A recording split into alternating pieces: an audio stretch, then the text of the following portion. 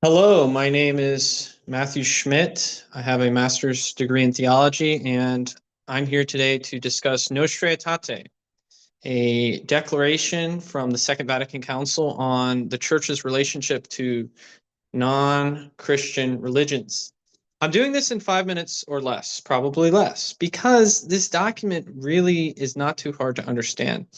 There's two main purposes to it. The first purpose is to recall the goodness and truth found in other religions and show how those things can be a means to lead people to the Catholic Church.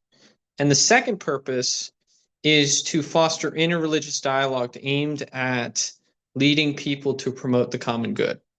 Now, let me prove to you that this is the intention of the document. The document is only 5 paragraphs. You can see it right here. All right. The first paragraph simply talks about, what are religions trying to do? Okay. What is trying to answer these questions? What is man? What is the meaning, the aim of life, etc.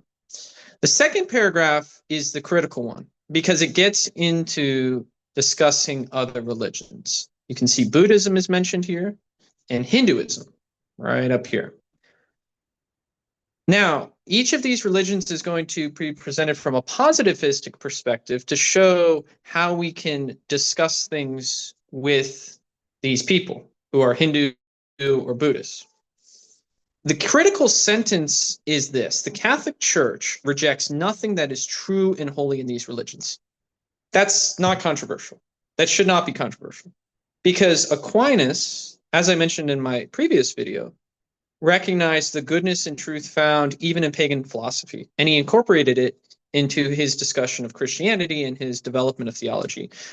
So that's not controversial. Notice what is going to conclude the paragraph. Indeed, she proclaims and ever must proclaim Christ, the way, the truth, and the life, in whom men may find the fullness of religious life, in whom God has reconciled all things to himself. That is the purpose of evangelization, to bring all people to Jesus Christ. Now, some people will read this paragraph and say, oh, look, the church is approving Buddhism. The church is approving Hinduism.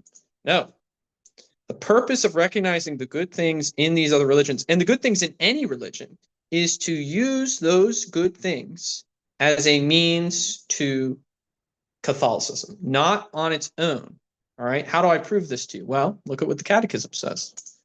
843, the Catholic Church recognizes none of the religions that search among shadows and images for the God who's unknown, yet near, since he gives life and breath and wants all things and wants all men to be saved. Thus, the Church considers all goodness and truth found in these religions as a preparation for the gospel and given by him who enlightens all men that they may at length have life. So if you're confused by Nostra Aetate, thinking that they approve other religions, they don't. It is recognizing what is good in those religions so that we can better dialogue with people and lead them to the true religion. Now, paragraph 3 and 4 are going to cover 2 monotheistic religions, Islam and Judaism. I'll do a video later on both of these respectively, but it's quite simple to understand that both of these religions cannot be true religions because they reject Jesus Christ. Now, some online and in other spaces get very upset with paragraph 3 because it says the church regards with esteem also the Muslims. That shouldn't be controversial. Esteem simply means respect. Okay, we have a respect for them. We have to respect all people. All right, it's not that hard.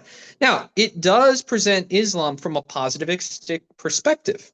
They adore the one God, which we'll talk about later. They do adore the same God as us, the God of Abraham, but they do it insufficiently. We won't get into that today, but they honor Mary, they acknowledge Jesus as a prophet, and they do worship God, right?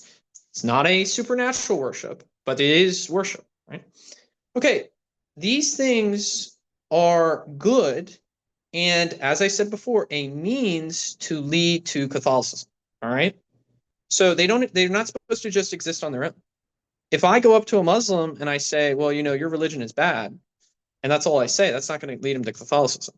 Okay? I have to look at what is good about his religion, but then also, in the due course of time, speak about what is not good, such as not acknowledging Jesus as God. That's not good.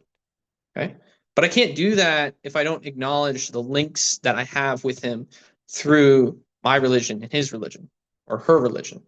Okay, you just can't go after people and expect to lead them to the church. Same thing with Judaism. Now, I'm not going to read all this. Judaism clearly is not the true religion because they do not accept Jesus Christ as Lord. However, we have a lot of ties that bind us, and Paul talks about this in Romans 11. That's the first purpose. All of these good things, the first purpose, good things lead to the Catholic faith, right? Using those things to lead to Catholic faith. Second purpose is quite simple. It is interreligious dialogue for the sake of common good, for the sake of promoting values that we have in common. I feel like this video might go a little bit over 5 minutes, but it's okay. So look at this sentence. Actually, look at this sentence. The church, therefore, exhorts her sons that through dialogue and collaboration with fathers of other religions, carried out with prudence and love and witness to Christian faith and love life, they recognize, preserve, and promote the good things, spiritual, moral, as well as the socio-cultural values found amongst these men. So what is one thing we can uphold together with other religions? The value of the unborn, the need to end heinous practices against life. Okay, that's one thing we should all promote, regardless of what religion we are. So that's what we're talking about here on that second purpose, is saying, okay, well, what can we do together? And how can we promote truth together? And this is confirmed also with the Muslims, because we should not be going to war anymore. As you can see, since in the course of centuries, not a few quarrels and hostilities have arisen between Christians and Muslims, this sacred synod urges all to forget the past and work sincerely toward mutual understanding and so on, right? Basically, we don't want to go to war because in war, innocent people die. That's not a good thing, all right? So we can see this document as a whole is not indifferent to the truths of Catholicism. Catholic Church is the one true religion. It is looking at what is good in other religions to use those good things to lead to the true religion. And then it's also looking at how can we work together for the social good. Finally, we have to remember that all people are created equal. Paragraph 5 mentions this, and so we should not discriminate against anybody. That's Nostra Aetate. 5 minutes or less, probably not, might have gone a little bit over, but it's very simple, okay? Be sure to subscribe. Thank you.